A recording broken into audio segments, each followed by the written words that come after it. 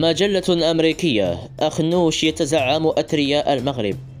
كشفت مجلة فوربس عن لائحة 2023 لأثرياء القارة الأفريقية الذين تتجاوز ثروة كل واحد فيهم المليار دولار أمريكي، وتضمن 19 اسما فقط يتقدمهم النيجيري أليكو دانغوتي صاحب ثروة تقترب من 14 مليار دولار، في حين حل المصري ياسين منصور في آخر القائمة بثروة تصل إلى 1.1 مليار دولار. أما خنوش تبلغ ثروته 2.5 مليار دولار التي يعود مصدرها بالأساس إلى قطاع المحروقات.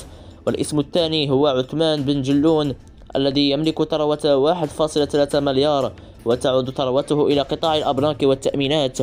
ويواجه أخنوش انتقادات واسعة بسبب فشل حكومته في إيجاد حلول للمشاكل والأزمات الاقتصادية والاجتماعية التي يعاني منها المواطن، بالإضافة إلى ارتباط شركته بقطاع المحروقات.